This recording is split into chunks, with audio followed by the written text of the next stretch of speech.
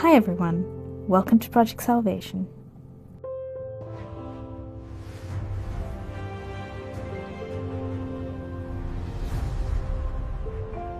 போன வீடியோவில் பாவத்தின் சம்பளம் மரணம்னு பார்த்தோம். இந்த வீடியோவில் மனம் திரும்புதலின் சம்பளம் ரட்சிப்பு என்பதை பற்றி பார்க்க போகிறோம். வாங்க வீடியோக்குள்ளே போகலாம். Praise the Lord. 2 சாமுவேல் 12ஆம் அதிகாரம் 13வது இறைவசனம். அப்போது தாவீது நாத்தானிடம், நான் ஆண்டவருக்கு எதிராக பாவம் செய்துவிட்டேன் என்று சொன்னார். ஆடுகளை மீட்கும் சிறுவனாக இருந்த தாவீதை ஒரு பேரரசராக ஆண்டவர் உயர்த்தினார்.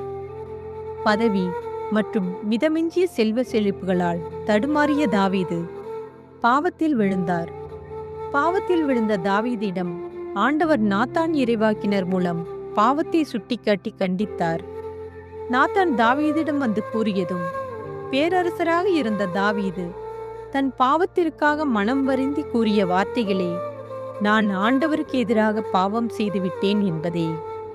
பாவத்திலிருந்து மனம் திரும்பிய தாவீதை ஆண்டவர் மேன்மேலும் உயர்த்தினார். அவரது உயர்வு எவ்வளவு என்றால், தாவீதின் வழிமரபிலே நம் ஆண்டவராகிய இயேசு கிறிஸ்து பிறந்தார். லூகாஸ் 18:38வது இறைவசனத்தில், தாவீதின் மகனே எனக்கு இரங்கும் என்று பார்வையற்றோன் நம் ஆண்டவராகிய இயேசு கிறிஸ்துவை நோக்கி கூக்குரலிடுவதை நாம் வாசிக்கிறோம். இவ்வாறாக பாவ வாழ்க்கையிலிருந்து விலகிய தாவீதை ஆண்டவர் உயர்த்துகிறார்.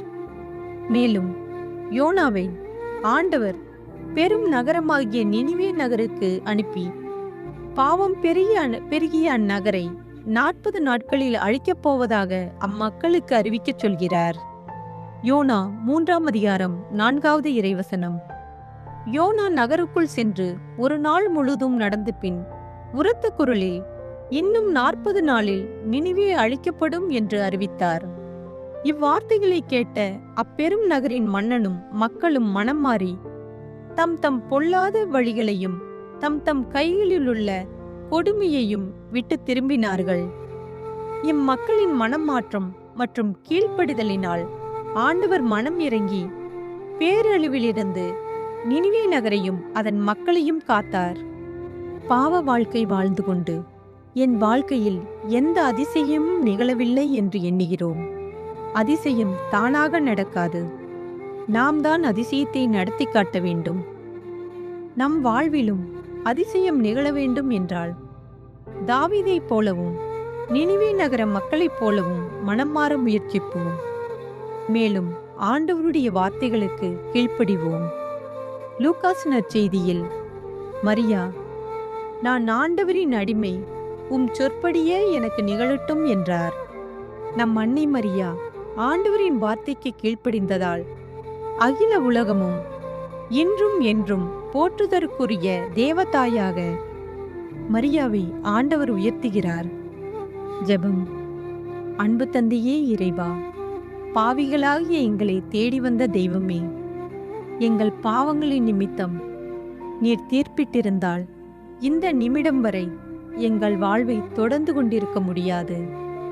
நாங்கள் மனம் மாறுவோம் என்று பொறுமையோடு காத்திருக்கும் தெய்வமே, எங்கள் பாவங்களினால் எங்கள் அடுத்திருப்பவர்களையும் உம்மையும் மனம் நோகச் செய்த தருணங்களுக்காக மனம் வருந்தி மன்னிப்பு கேட்கிறோம் அப்பா.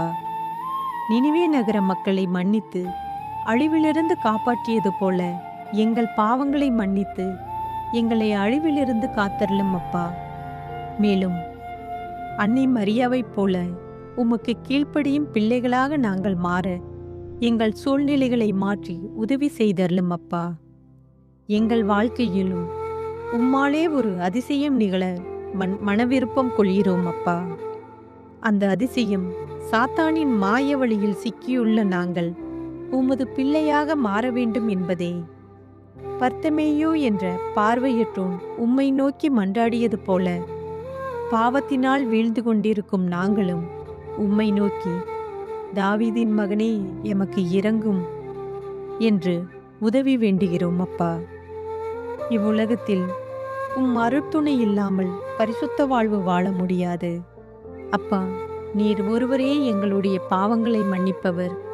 நீர் ஒருவரே எங்களை பாவத்திலிருந்து மீட்பவர். தாவீதின் மகனே, எமக்கு இரங்கும். ஆமீன். ஆண்டவரின் மீட்பு நம் அனைவரோடும் இருப்பதாக. ஆமீன். இந்த வீடியோவை பிடிச்சிருந்துச்சுன்னா நம்ம சேனலுக்கு சப்ஸ்கிரைப் பண்ணுங்கள். இயேசுப்பாவின் கையை பிடிச்சிட்டு இந்த ரட்சிப்பின் பாதையில் செல்வோம். God bless you.